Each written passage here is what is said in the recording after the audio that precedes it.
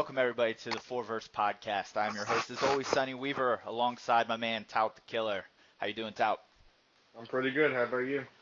Couldn't be better, ready to get this thing started. Some of the viewers may have noticed a little different intro music today. As MBL expands and grows, so does the media side of it as well. Some of you may have heard we've got another podcast in town. The Extra Point Podcast should be debuting this weekend as well. We look forward to hearing what Tom and Project Fat have going on over there. But, you know, I think it's a pretty cool thing going on right now around the league. There's talks within the league of possibly a startup media network, which I think could be a really cool thing going on. But just wanted to remind everybody that me and my man Tout here still are the best around. So to be the best, they're going to have to come and unseat the Kings first. So just wanted to make that clear today. A lot of things going on this week around the league. We'll jump right in here. First off, we got a couple suspensions to talk about. The first thing is the breaking news out of Kansas City. Wide receiver Ego Howe has been suspended 1 game for violation of the substance abuse program. It turns out last year, from league sources, he was entered into it after the first 4 games. It looks like he's going to be sitting out this next week. You know, with Orr out in Kansas City, the starting quarterback, and now Howe, you know, how much more can they take in Kansas City? First off, I want to say that why the hell is it always Kansas City that gets these suspensions? Like, come on, dude. Bayou needs to step up his game. I think they're going to have a major problem because without Orr and without Ego, they have no shot of winning the next game at least. You know, you would think that. They got another wide receiver out there in Rhodes who's not bad. The running game tends to be decent out there. But, you know, yeah, they can't take many more hits. The defense is going to have to carry them this next game. And, you know, the reality is what you brought up. With all the things going on in Kansas City, I think ownership out there is probably on their last leg with the league office. And hopefully they get things straightened out. Yep. Moving along here, we got another suspension. Out in Dallas, halfback Amos Riles has been suspended 3 games. I believe this is his first interaction or involvement in the league substance abuse policy. So now that he's entered in the program, he is going to be monitored more closely with more testing. You know, that's one of those things where you just watched that game and you knew something was going on. I think he went over 170 yards and 4 touchdowns. And, you know, Dallas is in trouble for the next 3 games without him. They lack weapons. The quarterback there has been inconsistent. They haven't had much to talk about on the offensive side of the ball outside of Riles. So without weapons, I think, you know, Dallas may actually be in a worse case than Kansas City. Yeah, well, in this case, you got to feel bad for them in a way. The past couple of years, they've been god-awful, and this year they've actually been playing better, and then this happens. Yeah, they're going to be in major trouble without their running back. Someone has to step up if they want to win. So let's see if someone can step up. Yeah, we'll see. It's a tough division out there. We'll get into that a little bit later, but you know, it's a tough blow at this point in the season to lose your best player for 3 games. Another interesting thing going on is the turnover. And by turnover, I mean the ownership turnover in Seattle and New England. You know, we've had some potential buyers for these teams recently. They've you know, put in their offers. The offers were accepted, and then they were pulled out at the end. Not sure what's going on with these franchises. Maybe they're cursed. I don't know. They're historically good franchises, and for the turnover of ownership there to be just a revolving door, it's a little bit concerning, I think, for other owners such as ourselves, but also the league office. Yeah, well, I had my team do some research into the New England case, and we figured it out finally. Remember when he signed Blake Bortles for a year? Oh God. Everything started going downhill for them. I think he put a major curse on New England, worse than he put on us. So Tout is calling the curse of Blake Bortles to be the cause out in New England. Yes, I am. Now let's go to Seattle. Seattle, I just don't know why. I guess the buyer's market isn't there. They have a good team. They have a good fan base. Whoever buys that team should be happy with it. Yeah, it looks like there's some offers on the table right now for ownership. Hopefully they work out and we don't have this constant revolving door in ownership. But, only time will tell with that. But, we'll get this thing straightened out and hopefully get some stability in these two storied franchises. Yep. One thing that's been big this week, in the last couple weeks for that matter, are the injuries. The injuries have not been too bad this season, but one thing that sticks out, I think, to everybody is 5 starting quarterbacks have been hurt for 6+ weeks at this time.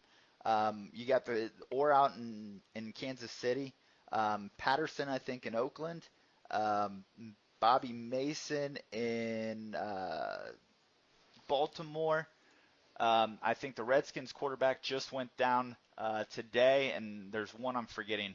I can't remember who that was, but we've got 5 starting quarterbacks who are out 6+ weeks. That can't be good for the league.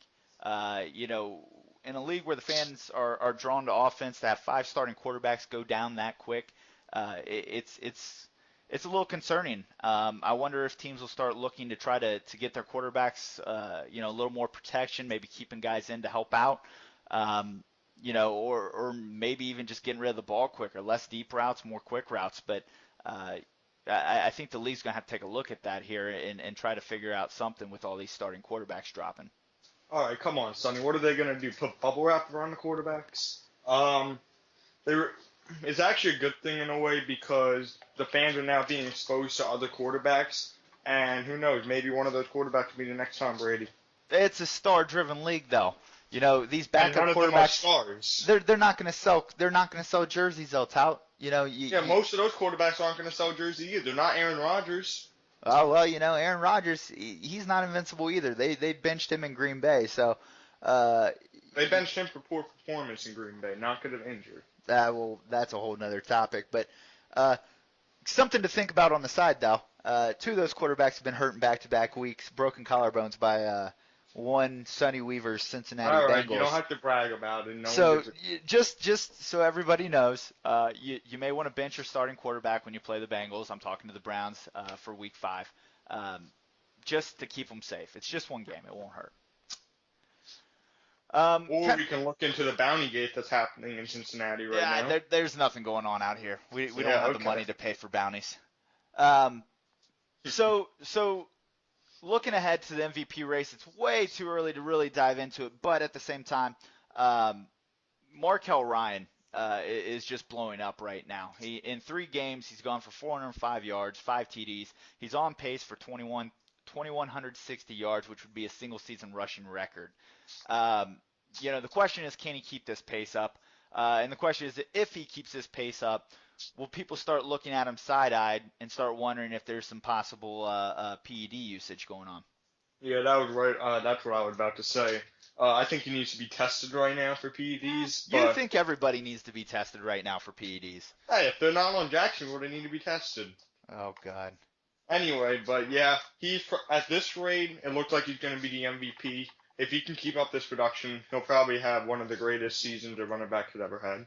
Yeah, you got to think that it's going to come, slow down a little bit, but yeah, we'll have to wait and see. If anything, he's off to an impressive start, and the Bears are going to go as far as Markel Ryan carries them. So yeah, well, remember this: he gets to run over Detroit Lions all the time, so that helps his stats. Oh, shots fired. All right, well, that's the wrap-up for Around the League. We'll have a quick commercial break here and then come back with the race.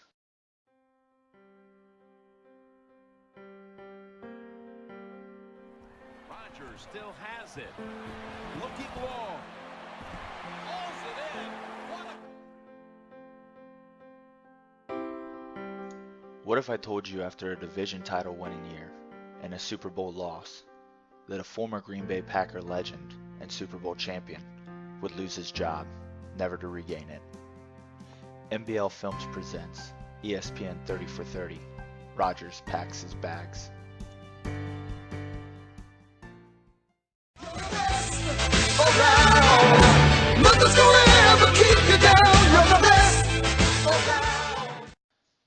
Alright guys, let's get into the race. The AFC East this year has been awful.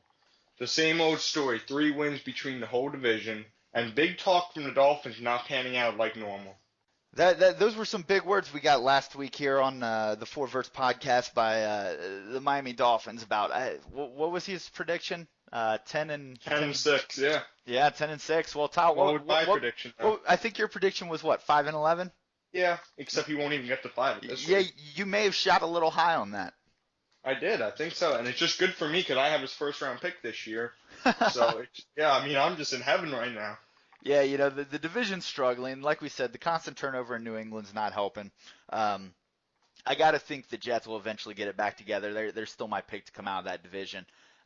They'll find their groove eventually and reclaim that division. But I'm kind of agreeing with your prediction at this point of 5-11 may end up being the best you see out of the Miami Dolphins this year. Yeah, I'll make a new prediction: 3-13. All right, so the AFC North. That crappy division, we're going to talk about them? Yes, we are. So my Cincinnati Bengals are hanging out there. We got 3 teams with 2 wins right now. It's going to be the same old, tough race down to the end. Week 5, I think the Bengals will take on the Cleveland Browns. That'll be a big game. The Browns struggled a little bit early this year, got off to a slow start. They regained form this week, picking up a win. But yeah, that division, we're going to put a tough team in the playoffs, may get a wild card. It's just a blue collar division. Put in work and get a good team out of there. So. Yeah, that division is always good. Sadly, you got the Bengals, you got the Ravens, who does not know how to play football apparently. You got the Browns, and you also got the Steelers, and the Cincinnati Bengals and the other 2 teams. They're all going to be fighting for a wild card or a playoff. Well, wild card and playoff spot this year. Well, let's flip it here for you, Tal. Let's go down to the AFC South real quick. You got Houston sitting on top, along with Jacksonville, 2 wins. I know you got that extra loss in there right now. Colts and Tennessee both are sitting at 1 win right now. You have to play week 4.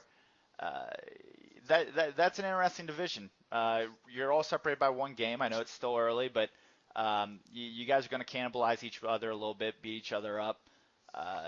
I think that division should be a battle to the end, which will be fun to watch.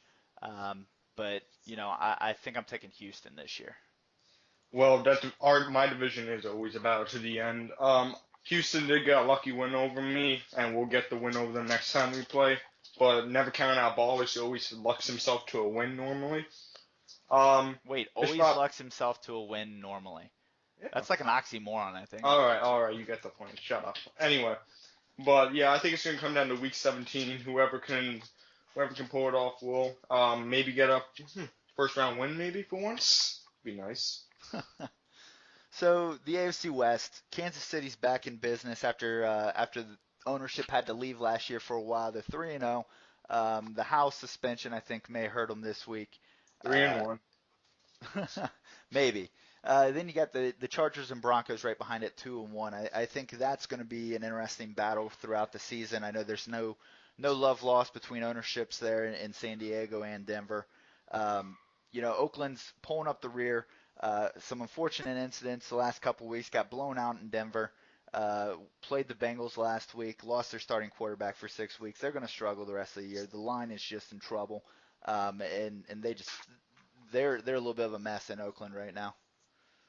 Yeah, as the Raiders always say, look forward to next year.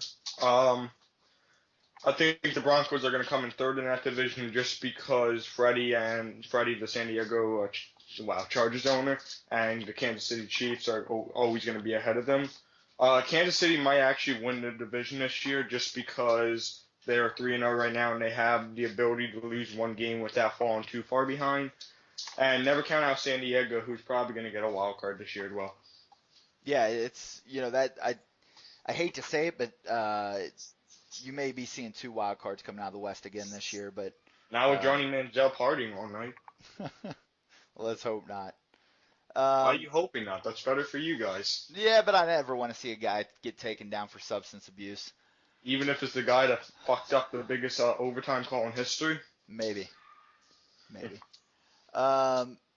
Let's jump over to the NFC. We'll start off with the East. Big blow today to the Washington Redskins. Not only did they lose to the 49ers, they lost their quarterback for a little bit of time, tore his labrum. He's going to be out a couple weeks. The Giants are sitting at 3-0. I think they're in the driver's seat, especially with their most recent injury. Then you got Philly ringing up the bottom with no wins, 3 losses, and the Dallas Cowboys, who, as we mentioned earlier, are going to be without their best player for the next 3 games. So I think it's a 2-horse race. Giants slightly with the advantage right now because of the injury to the Washington Redskins quarterback. Yeah, well, don't count out that backup. He had the greatest play in possibly NBL history today. Yeah, let's talk about that real quick for our listeners that may have not gotten a chance to see that yet. Oh my God! So to break it down, they're in the red zone. I think within about the 5-yard line. It was a 2-point conversion. Oh, 2-point conversion. There you go. Yeah. So the quarterback drops back. No pass rush really going on.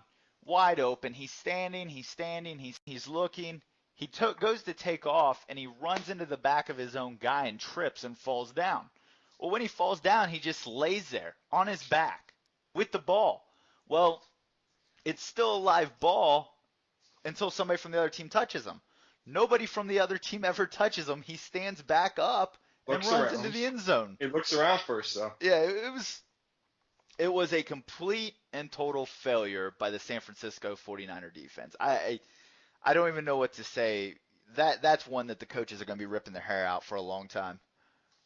Yeah, but the fact that he got up, looked around like, where am I? I was taking a nap or something, then ran in, just unbelievable. So anyways, we'll keep moving. I think, like I said, the NFC East, it's going to the Giants. Yeah. The NFC North, that's the power conference out of the NFC. You got 2 teams at 3-0. You got the Packers and the Bears. And then you got the Detroit Lions sitting at 2-1 and a tough Minnesota team at 1-2. They're taking 1, probably 2 to the playoffs again this year, maybe even 3, depending on how things shake out with some of the other divisions. I really like the Bears riding the back of Markel Ryan. We'll just kind of have to wait and see, but it should be a fun ride there up in the NFC North. Yeah, I don't know why you have the Bears winning it all there. I have the Green Bay winning that division. The Bears, they'll get a wild card bomber. They'll get a lottery pick. But yeah, it's going to be probably Green Bay and probably the number 1 seed, maybe 2 seed, with the Bears with the number 5 and a wild card. Moving it down to the NFC South, I don't know what's up with them, but man, this division is bad this year. 1 team with no wins, 3 teams with 1 win. New Orleans Saints were supposed to have this amazing offseason where they were going to bring in all these free agents and do all this magic, and they're off to a 1-2 start. Not looking good at all. Atlanta Falcons got a big win yesterday. Carolina Panthers, always tough. I'm going to go out on a limb, and I'm going to take Carolina this year. I think this is their year. They're going to pull it out and finally get to the playoffs. Yeah, they'll have to beat the Saints, though, which is going to be hard for them to do. But Carolina, best shot they ever had. If they can do it this year, then who knows what they can do. When you're NFC West. The NFC West, yeah. Yeah, that. Oh. Yeah, you're 4-0 49ers. They're going to have this thing wrapped up, I think, here in a couple weeks. The Seahawks in turmoil. Arizona, I don't like to sleep on them. I think they're a tough team, but off to a 1-2 start. It's going to be a tough catch. San Francisco. St. Louis is kind of a sleeper at 2-1. I think they could turn it on at the end of the year, but they're just chasing the 49ers at this point. It's going to be the 49ers division to lose down the stretch. Isn't it always the 49ers division to lose, sadly? Yeah, the Rams actually are playing good this year. Who knows what they can do? Maybe sneak into a wild card. Cardinals, this is just not his year this year. It's rare for Mac, the owner, to not have a good year with the Cardinals, but this year, just not his year. And don't get me started on Seattle. Yeah, the changeover there has killed them, but Ooh. You never know. All right, well, that wraps up around the league. All right, so a new segment here on the 4 Verts podcast is our division showdown, how it will work. We bring in 2 division opponents, normally rivals from the same division. I'll ask them a couple questions. Each one will get to make their points. I'll declare a winner for each question. At the end, I'll declare the winner for the division showdown. On today's show, we've got Ballers, the Tennessee Titans owner, and Tout the Killer, the Jacksonville Jaguars owner. First off, Ballers, thanks for coming on the show with us. Thanks for having me here, man. I'm excited to get this started. I think we're going to get some fireworks out of this. So without further ado, let's get down to work. The first question in this one is this one's going to be to Ballers. Who takes AFC South this year and why? Well, obviously it's going to be me. That's because I got the best wide receiver, so I'm going to take it down. But it's going to be close. The Colts, that's probably the best owner in our division. He's always giving me hard times when we play, and it's not taught, so we get rid of that. So it's either going to be me or the Colts, but I think I'm going to pull it out this year. What the fuck are you saying? The Colts are the easiest opponent in our division, dude. If you can't beat them, you won't beat me or the Texans. Well, I've already done that, so I'm not worried about that. You beat the Texans today? I have a hard time against the Colts, but everybody else seems to be pretty cake, so. And wait, you think you have the best wide receiver in the division. Did you forget about Steve Bell? Who? Steve Bell? Who? The one that made that crazy catch on you. Oh, that one time when you threw it up and you just so happened to catch it. I got you. Okay. Oh, yeah. And by the way, Ballers, I'm winning the division. You want to know why, bitch? I would love to hear why you think you're going to win this division. One, because you're known to choke at the end. That's true. Yes, you are. Two, I'm going to kick your ass twice this season. That's not true. And three, once I beat October next time we play, I'll have a 5-1 for my division, and you'll have probably a 3-3. So I'm winning this division, boy. Oh, I got to put a stop here real quick. Ballers, did you just say you agree that you choke at the end of the year? It happened last year. I mean, I can't lie about it. It happens every year to him. All right. It just happened last year, but it's okay. First question's done. Point Tout for getting Ballers to admit he's going to choke. All right. So moving on to the next question. Tout, you can start this one off. Who is the bottom of the AFC South and why? I'm gonna Ballers. It ain't you because you're at least better than VZ this year. VZ the bottom of the AFC South because he can't beat me, he can't beat October, and sadly he can't beat Ballers. So he's gonna be the bottom. I mean, I can't argue with that. Like I said before, though, he's my toughest opponent. So I give him mad props. So I'm going to go with So you're saying Todd. he can beat you? No, I'm going to go with you, Todd. You're going to be in last at the end of the year, That's funny. That's really funny. We got lots of tough games. We got to go against both North divisions, and they're always talking about how good they are. So that's like, and what, Sonny always I always beat Sonny when we play, so that's not an issue. Then you got 4 losses in our division, so you're already at 12 losses, man. So I don't know how you're going to come out of the basement. How the hell do I have 4 losses in my division? Not yet, but soon. Don't worry. No, how do you figure I have 4 losses in my division? I want to hear this. Dude, we've only played 4 games, so you don't have 4. Yeah, but I just want to hear how you think I have 4 losses. If anything, me and you will split. Hands down. It's not even going to be close, dude. Just throw some more streets and see what happens. I dare you. Ooh, all right. This ain't The Witcher, dude. This is actually Madden. We'll go 1-1 at minimum. I'll beat you probably 2-0. So then I'll beat him. So how the hell do you think I'm? And now you're a 1-1. We're gonna call time on this question. 5 minutes from now, I'm gonna be beating you 2-0. We're gonna call time on this question now. We're gonna give the point here to Ballers on that one for giving the props to the 2 North divisions because obviously he knows what he's talking about with that one. So we're 1-1 heading into the last question here. Ballers, you get to take the last question here to start. Who's better between you two and why? How's that even a question, dude? It's not even close, man. I mean, Todd has repeatedly quit out of divisions that he's played in with me. Bullshit. Name one division I have quit out. Twice, dude. You were the Rams, you quit. You were the Redskins, you quit. You were the Browns, you quit. Grid was going down the second time. I quit that for all the time when you got to play me, dude. You duck me, you dodge me. I've had to play your CPU in this league at least twice already. Wait, and I played yours about twice as well. So you go to Atlantic City every time we play. That happened one time in 2 years, dude. Remember when you had to pause the game for a half hour to get a haircut? Oh, hell yeah. That was great, dude. Get out of here. Oh, so good listening to you pretty much fume. So why are you better than me then? Why I'm better than you? Because I don't choke at the end of games. 2, I don't brag about how I always win and then I lose the next game. And 3, because every time we play this year, it's either close or I kick your ass. I don't remember that ever happening, man. Go check the scores. You kicked my ass. Like when you kicked Sonny Weaver's ass. Like I've done that before. Yeah, I know. That's why. Whoa. All right. Well, we're just making shit up now. Wait, Sonny, wait. Hey, we both beat you, Sonny. This, So- yeah. whoa, this is a division showdown between you two. Let's stay Paul, on task we here. both have beaten Sonny. Isn't he in the Great North? Sonny had to say it was the snow. Oh, it was the snow. That's why I lost. All right, so point goes to Tout, because Ballers just went way off topic there. So the winner of this showdown is going to be Tout the Killer. Now let's see if it translates into wins on the field. Well, that's all the time we have for today on the Verts Podcast. I'd like to thank Ballers for coming on the show and sparring there with Tout, even though Tout beat him. I'd also like to thank the Bears organization, Washington Redskins organization, for allowing us to use those clips earlier in the podcast, as well as Sonny Weaver Media for the 30 for 30 promo there for Rogers Packs His Bags. That is coming soon. I hope everybody checks that out. Stay tuned next week. We should have another division showdown for the show, as well as the happenings for the past week. For all of us here at the Verts Podcast, thanks for tuning in, and we'll see you next week. Try to be best, cause you're only a man, and a man's got to learn to take it. Try to believe, though the